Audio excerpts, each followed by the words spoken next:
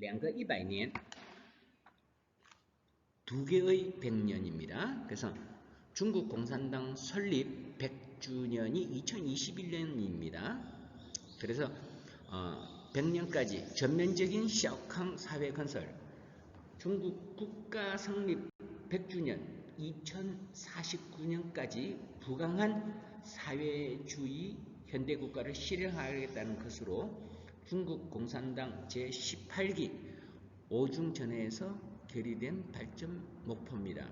왜냐하면 중국 공산당은 1921년에 설립되었습니다. 공산당은. 그래서 딱 100주년이 되면 2021년이 되는 겁니다.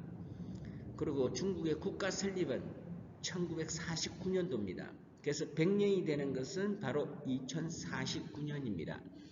그래서 중국은 공산당 설립 100주년 되는 2021년까지는 샤오캉 사회를 건설하고 중국 국가 성립 100주년 되는 2049년까지는 부강한 사회주의 현대국가를 실현하겠다. 그래서 이것이 바로 2个100年을 지칭하고 있습니다. 2个100年目标是几代中国共产党人带领人民在探索中国特色社会主义建设道路过程中逐步形成的. 두 개의 100년 목표는 몇 세대에 거친 중국 공산당 지도자들이 국민을 이끌어 중국 특색의 사회주의 건설하는 과정에서 점차적으로 이런 목표가 형성된 것이다 라고 강조하고 있습니다. 2个100年目标是几代中国共产党人带领人民在探索中国特色社会主义建设道路过程中逐步形成的. 주부 하면 점차적으로 이 말입니다. 점차적으로 주부. 다음 보겠습니다. 샤오캉社会, 샤오캉 사회, 의식주를 걱정하지 않는 물질적으로 안락한 사회, 국민 다수가 중산층이 되어 복지를 누리는 중진국 상태를 말하는 것을 바로 샤오캉 社会라고 합니다. 샤오캉 사회 도달 여부에 따라 지도부의 역사적 평가가 결정되기 때문에 중국의 5세대 정치인의 최대 과제입니다. 핵심 내용은 민생 보장이며 동시에 빈부격차 산업구조 문제의 개선 및 개혁이고 구체적인 정책 과제로는 소득의 증가, 내수 소비 확대, 지역균형 발전, 의료 보장 등등이 있습니다. 그래서 어떻게 보면 샤오캉 社会로 진입한다는 것은 중진국 상태로 진입한다는 뜻이 바로 샤오캉 社会가 되겠습니다. 中国已经进入全面建成小康社会的决定性阶段，实现这个目标是实现中华民族伟大复兴中国梦的关键一步. 중국은 이미 전면적 소강 사회 건설의 결정적 단계에 진입했다.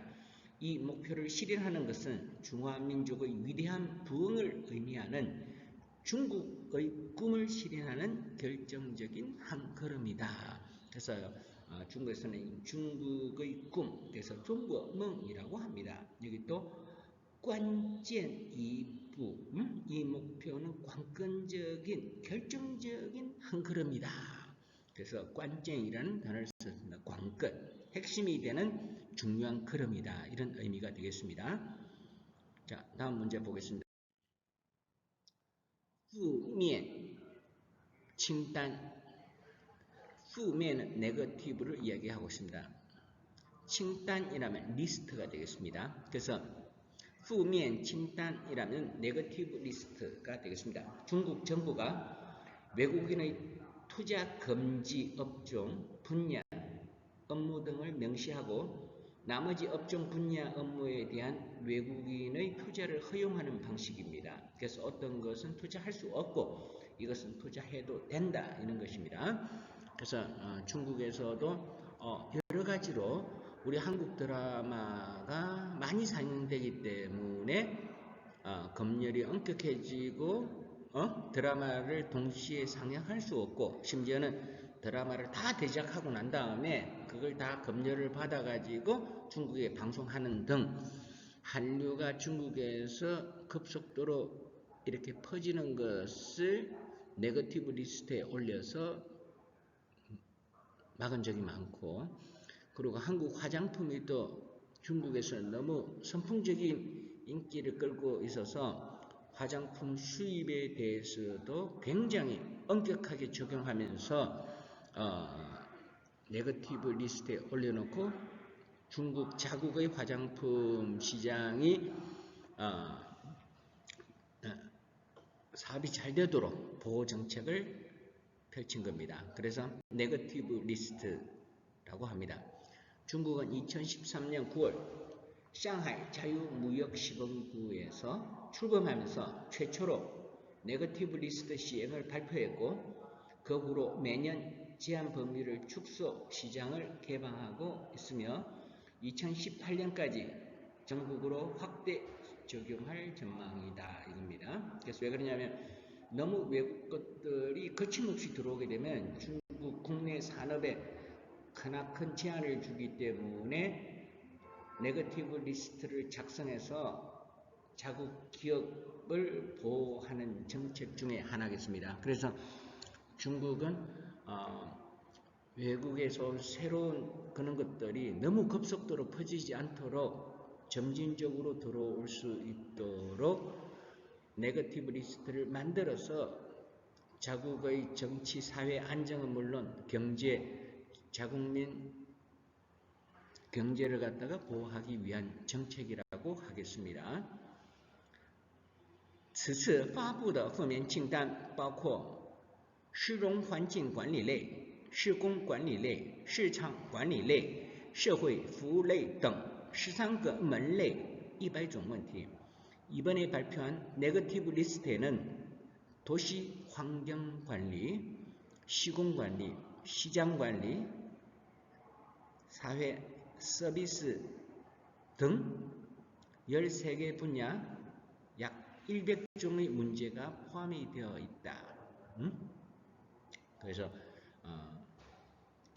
개혁 개방도 좋지만 너무 빠른 개방은 국내 정치, 경제, 사회, 문화에 또 악영향을 미치는 경우가 많습니다. 중국은 언론을 좀 다른 나라 자유민주국가보다 통제하고 제한을 많이 하기 때문에 사실은 외국에서 실시되고 있는 모든 것들이 그대로 이렇게 중국에 들어온다면 중국은 아무래도 나라가 크고 사회 여러가지 민주적 제도 기반이 좀 취약하기 때문에 정치적으로 문제가 많이 될 수가 있습니다. 그래서 중국에서는 어떤 부류를 설정하고 점차적으로 네거티브 리스트를 만들어서 정치 체제와 사회 체제 그리고 자국민 경제 보호 정책에 앞서 나가고 있는 정책이라 할 수가 있겠습니다. 다음, 全面 二孩. 二孩 하면 아이가 2명입니다. 전면 이해. 그래서 지금까지 시행해온 한자녀 정책을 폐지하고 출신 지역이나 거주 구역, 민족에 상관없이 중국의 모든 부부가 2자녀까지 두는 것을 인정하는 정책입니다. 그래서 지금까지는 중국은 한자녀 정책으로 인해서 어떻게 보면 젊은 층들이 많아지고 노인층이 굉장히 젊은 층이 연령층이 인구가 적고 노령화 사회로 들어가게 되었습니다. 그래서 중국에서는 이래서는 안 되겠다 해가지고 이제 한가정 2자녀까지 허용하는 정책, 그래서 2자녀를 허용하는 정책을 실시한 것입니다.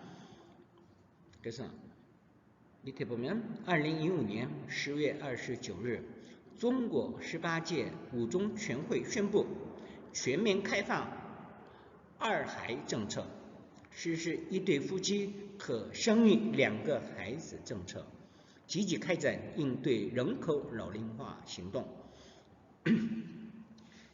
2015년 10월 29일 중국 공산당 제18차 오중전회는 두 자녀 정책 전면 개방을 선포했다. 한 쌍의 부부가 두 자녀를 출산할 수 있는 정책으로 인구 고령화에 대한 적극적인 대응책이다. 그래서 어떻게 보면 중국도 두 자녀 정책을 2015년부터 실시하게 된 것입니다. 왜냐하면 저출산은 전 세계적으로 널리 퍼져 있는데 안 그래도 아이를 낳지 않아서 인구가 각국에서 선진국도 그렇고 지금 노령화 사회로 들어가고 있습니다. 그래서 중국도 이렇게 되면 한 자녀 정책을 이때까지 실시했기 때문에 아이를 낳고 싶어도 못 낳았습니다.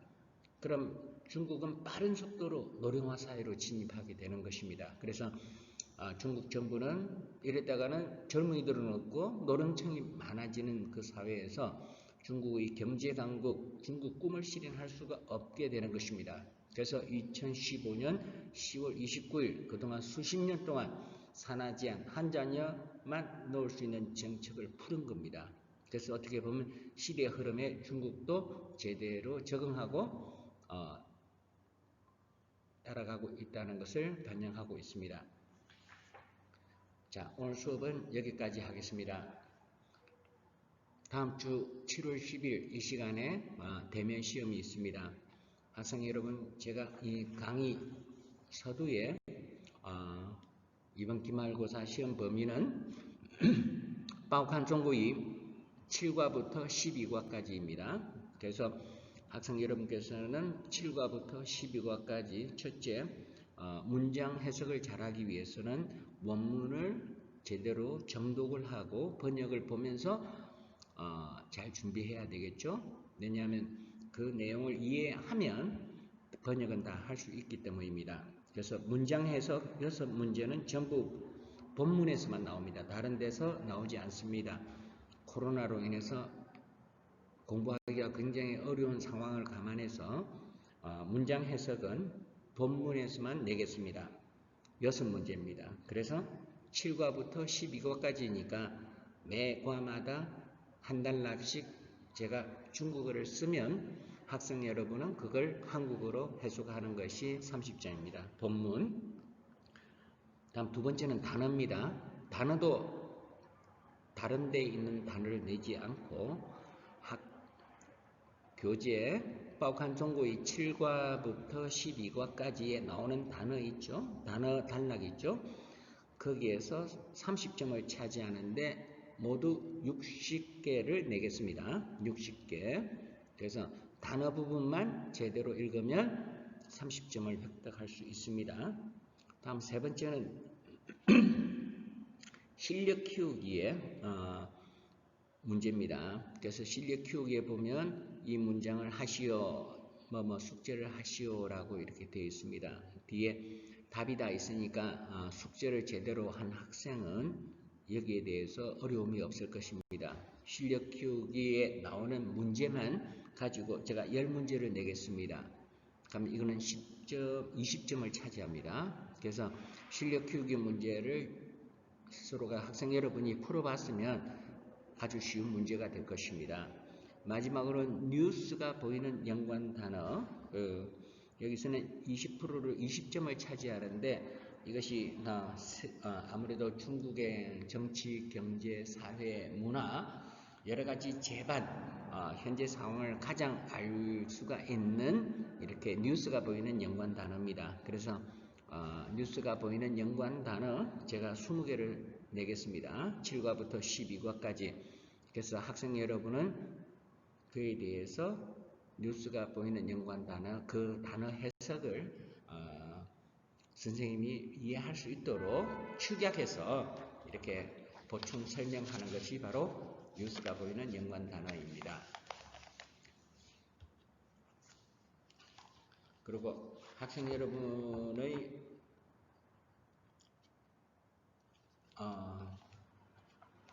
코로나 19 사태로 녹음을 듣고 공부하는데 어려움이 굉장히 많았을 겁니다. 그래서 실력 키우기 부분에 7과부터 12과까지 실력 키우기 부분에 네 번째 보면 다음 지문을 읽고 제시된 내용이 맞으면 뭐 네가 하시오 하고 다섯 번째 다음 주제에 대해서 중국어로 토론하시오. 이 부분은 시험 범위에 포함하지 않겠습니다. 그래서 학생 여러분 유의하시기 바랍니다. 왜냐하면 7과부터 12과까지 다음 지문을 읽고 제시된 내용이 맞으면 뭐 하고 뭐 하면 X 하시오. 제4항, 제5항은 이번 시험 문제에 포함하지 않겠습니다. 왜냐하면 제4, 제5는 독해고 그리고 그에 대해서 토론하고 하는 것입니다. 그래서 이건 학생들에게 부담이 있을까봐 제7과부터 12과까지 실력 키우기 분야에서 제4번 항목, 제5번 항목은 시험 범위에 포함되지 않습니다. 이 점 유의하시기 바랍니다. 그러면 시험 범위가 많이 축소되어서 아마 학생 여러분께서 시험 대비하는데 많은 도움이 될 것 같아서 그렇습니다. 다시 한번 말씀드리면 실력 키우기 1번, 2번, 3번까지는 시험 문제에 포함됩니다. 하지만 4번 항목, 5번 항목은 이번 기말고사 대면 시험 범위에는 포함되지 않습니다. 이 점 유의하시고 실력 키우기 부분은 1항목, 2번, 3번을 열심히 공부해 주었으면 좋겠습니다. 우리 학생 여러분 정말 보고 싶습니다. 대면 수업이라는 이런 단어가 너무나 생소한 단어지만 오랫동안 학생 여러분의 얼굴을 보지 못하고 수업하니까 정말 이 대면 수업이라는 이 단어가 굉장히 좀 낯설어지지만 또 익숙해지는 기분입니다. 그래서 그런지 다음 주 이 시간에 기말고사 때 학생 여러분의 얼굴을 보는 것도 저한테는 굉장히 기쁨이고 행복인 것 같습니다. 특히 이 수업은 물론 3학년 학생도 있지만 4학년 학생이 많습니다. 어떻게 보면 또 이 4학년이 되니까 또 마지막 수업인데 정말 이렇게 대면 수업을 못하고 이렇게 녹음으로 수업하니 정말 아쉬움이 굉장히 많습니다. 모두 학생 여러분 건강하시고 이번 코로나 잘 이겨내시고 그리고 모두 행운과 행복이 가득하길 바랍니다. 다음 주에 강의실에서 뵙겠습니다. 학생 여러분 이때까지 경청해 주셔서 진심으로 감사드립니다. 학생 여러분 사랑합니다.